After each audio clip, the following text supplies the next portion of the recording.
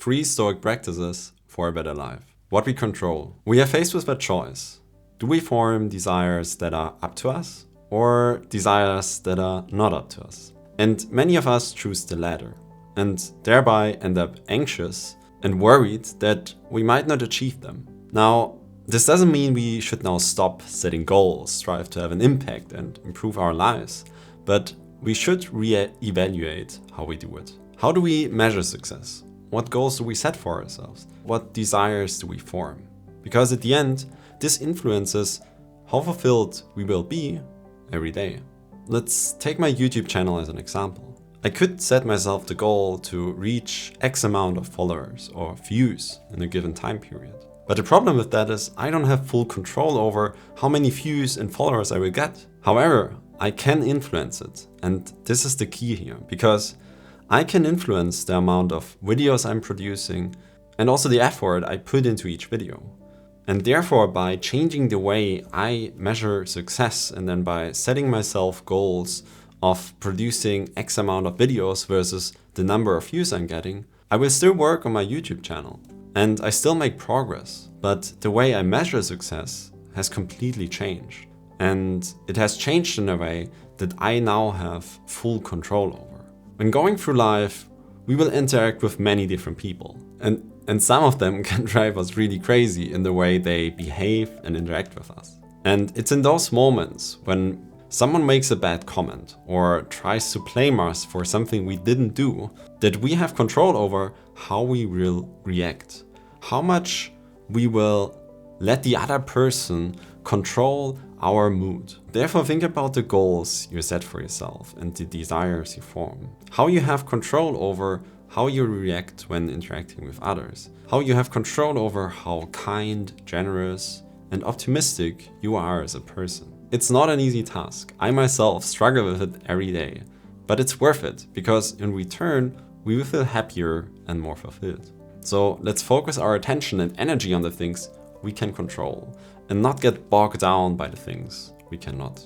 Last time thinking. Being present is everything. If we are not here now, we are wasting our precious time either being stuck in the past or dreaming about our future and how our lives could be better and different. And of course, there's value in reflecting on the things that have happened and also plan for the future and prepare. We should set aside a specific time for that and use the rest of the time to be really focused on what is happening right now. And a great way to make sure we savor each moment is through a practice called last time thinking. Because with last time thinking, we imagine that what we are about to do, we are doing for the last time. The last time drinking our favorite coffee, celebrating a holiday with our loved ones, or watching a sunset from our favorite spot.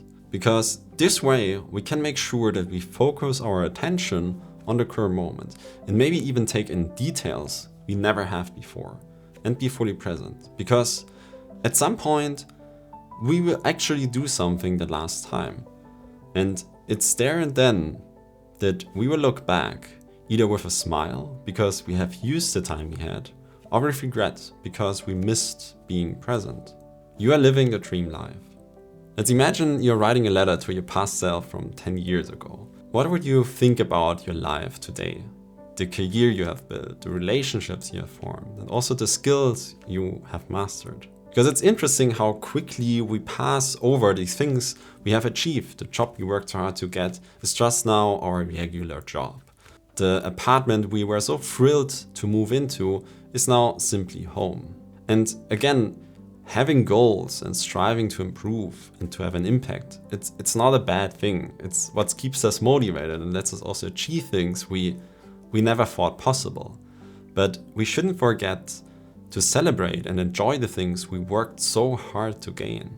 To not get bogged down by the negative emotions of comparison, anger, and fear.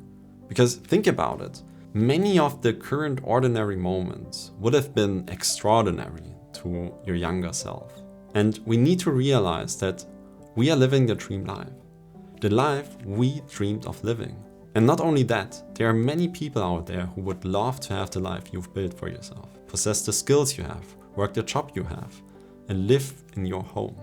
Also, if we would try to describe our life to our ancestors, that we are carrying a small device in our pocket that gives us access to all human knowledge instantaneously, that we can call our family members on the other side of the planet and see their face while we are talking, that we can order groceries and get it to our front door delivered. They would surely be surprised and astonished, and they would say, "You're living the dream. You're living the dream life." And so, when writing in my journal in the morning, I try to strongly remember how my life was a few years back. How I had to wash dishes by hand, work long hours on the weekend, and also count every cent to make sure that I had enough left at the end of the month. And it's there then that I realized that I'm living the dream that I once had for myself. So let's embrace our present while also pursuing our future, knowing that today's ordinary moments are yesterday's dreams fulfilled. And if you enjoyed this video, you might also want to check out one of these. And remember, keep growing, keep striving, and I will catch you in the next one. Peace.